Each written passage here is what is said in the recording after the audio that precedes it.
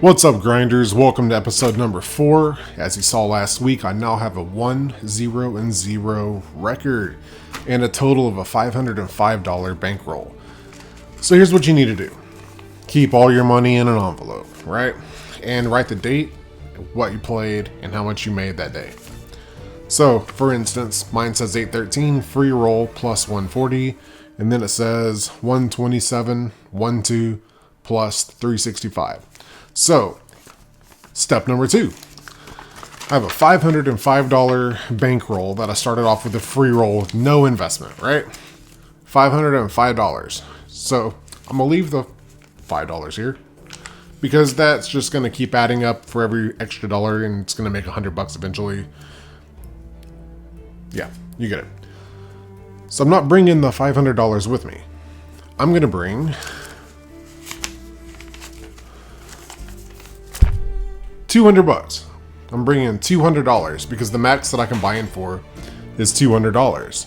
So the rest of the money, the other $300, I'm going to save in case I lose. If I lose today, I lose my one buy-in. Now, this may seem crazy to some of you. Whatever. This strategy, this challenge is about discipline. So I'm taking this one buy-in with me. I'm putting it in my wallet. And if I lose, I go home. And then I come back next week and I have $300. So that gives me, 1.5 more buy-ins. If I buy in for $100, I call it a half buy-in. It's still a buy-in or whatever, but lower stakes, you have to buy in for the max or it's just a waste of your time. So that's where I'm at. Those are the 2 steps that you need to do when you go win your free roll. Get an envelope, put your cash in it, take it to the casino, go put it on the 1-2 table. Go make $100, $200, cash out, go home. Don't get greedy. When you look down, you're like, oh man, that's a lot of chips. Get up right there. Right there, get up, go. So that's the key. So today, episode number 4, I'm taking my $200 out of my 505 bankroll and I'm going to WinStar. I'm going to play 1-2 again. Now my goal today, I'm at least going to aim for 150. If I hit $100, I get my win, my secure win for the day. Obviously, $100 isn't very much. I'll settle for it if I have to settle for it just to get the record and the bankroll going. That puts me at 3 full buy-ins. However, I'm feeling pretty good today. I played a little bit online poker. I just do the free WSOP just to get some routines and some hands going. And I've played like 2 sessions on there for like an hour or 2 each, and I did very well on both. So I feel good enough to more than likely not going to hit a loss. Now, obviously, the cash game is a whole different ball game. Nothing's digital. There's no algorithms or anything, but we'll see. Can't ever guarantee the win. I still have to go work for it. But I feel good. I feel pretty good. I don't feel like it's going to be like $1,000 night or anything like that, but I feel like I'll double up probably. Maybe at least that's why I was saying $100. I feel like I'll make 100 or 200. I don't feel like it's a big night, but it's also Saturday. Saturdays are great nights to go. There's 15 people on the wait list right now, so I'm about to head that way. If you want to join this challenge with me, some of you in the group, you've seen that I'm preparing for a Launchpad tournament that's specifically designed for you to win $200 so that you can get your buy-in to the first level of the Grinders Challenge. So if you're in that group, the very specific amount of you are going to be able to participate in that. And every time one of you hits that first place, there's no chopping. You hit first place, you get your 200, you're out of the free roll and you're advanced into the cash games.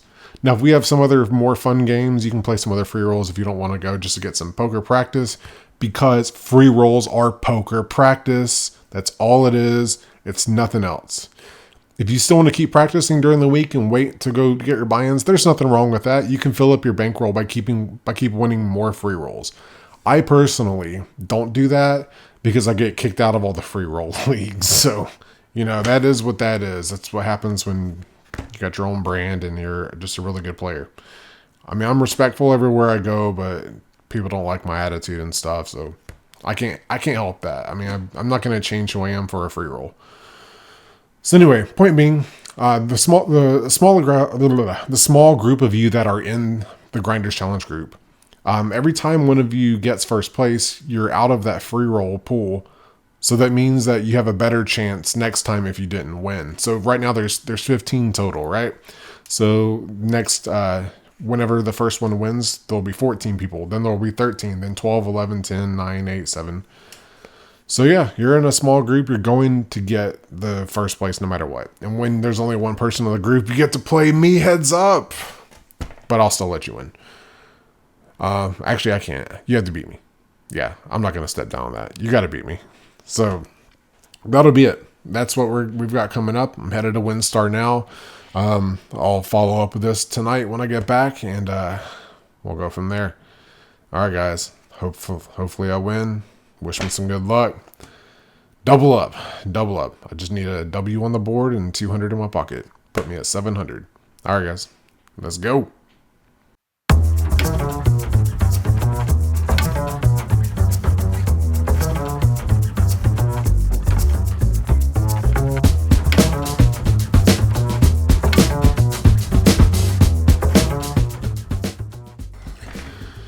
Well, that sucks.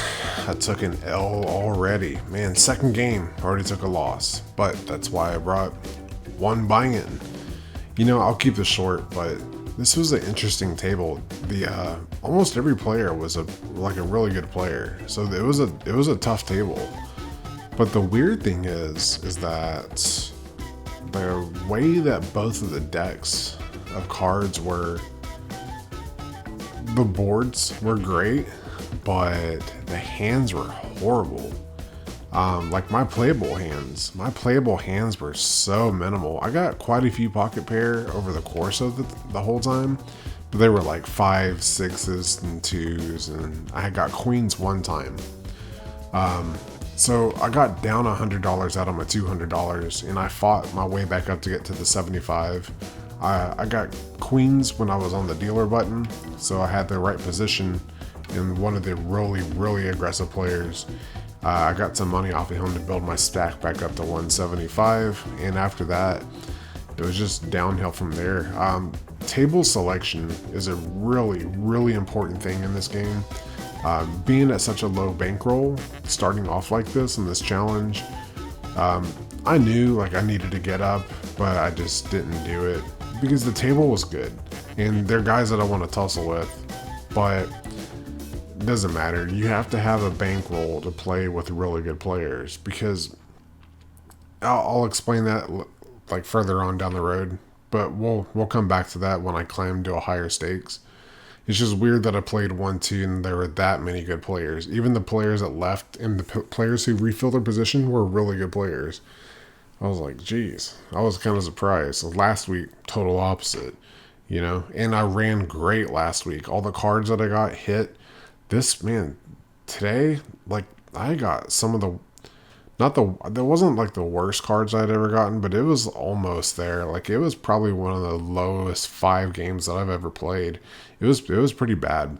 So I sat there for 4 hours, and I can't tell you how many times my cards hit the board.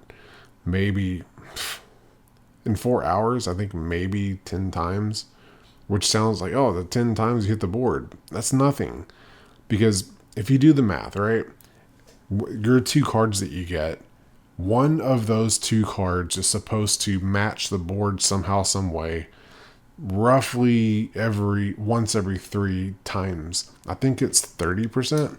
So 3 out of 10, but it's so close to 1 out of 3. 3 out of 9 is 1 out of 3. So it's so close. So 1 out of 3 times, one of your cards is supposed to at least hit the board. It missed the whole night. So even when I could try to get creative, I had to hope that nobody else had anything. And it seemed like most of the table was this way too. I was in the 7 seat, which is in the corner, which I love those seats. 2, 3, 7, 8. Those are kind of the areas I like to be, because you can see the whole table. But seat 3 was the God seat, and I was in the hell seat pretty much, and it sucks. So yeah, I took an L, so I lost $200. I came home, whatever. I have 305 left in my bankroll for this challenge. So I'll be bringing the entire thing next time. I'll probably do it next weekend, maybe the weekend after. It's Valentine's Day, so I might need a week off. So we will see. Things might get a little romantic on the weekend. Gotta spend some time with my fiance. Life intervenes. Yeah. So that's where we're at, man. Took an L. That's crazy. I am 1-1-0. I didn't think that was gonna happen.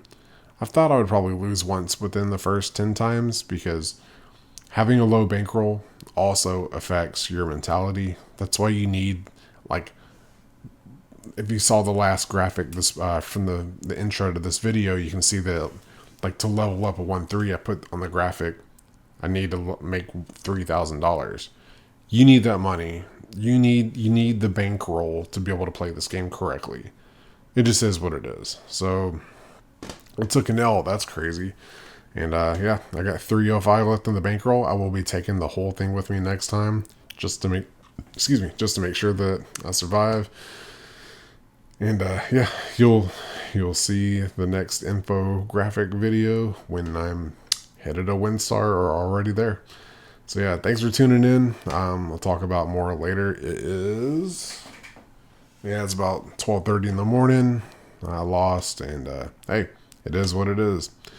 Yeah, these losses, don't let them hit you too hard. I kind of feel a little bit. I don't want to lose. I'm kind of gaining momentum. You guys are tuning in, kind of interested in doing the same thing. So it sucks right now that I took a loss, but got to be transparent. The good news is I played with some really good players today, and I'm like, it's feeling good. I want to get back in their game. I just need a bankroll to be able to play with guys like that. So sometimes on nights like tonight, when you have a table like that, you can beat these people, but you need to be able to buy back in. Not only just that, but you need to, like, psychologically, you need to know that, hey, I have $2,000.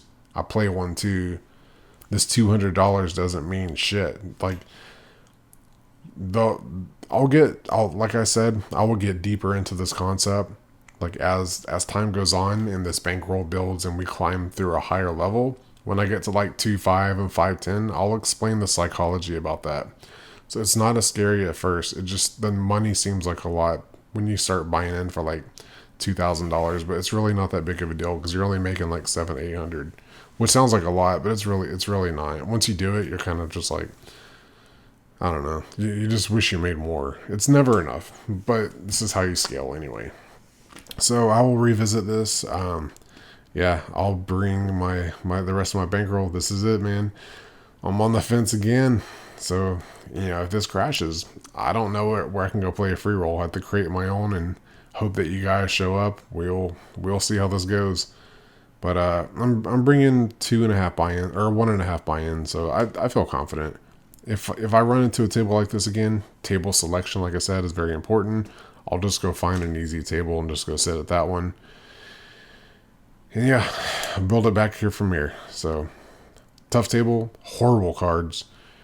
Just not a good night. So, hey, put it up, whatever. 1-1-0 already. So much for that, breaking that 38 streak. It can still happen. I just gotta wait it out. All right, guys. Thanks for tuning in. Grinders Challenge. Man, that sucks. All right. See you guys next week.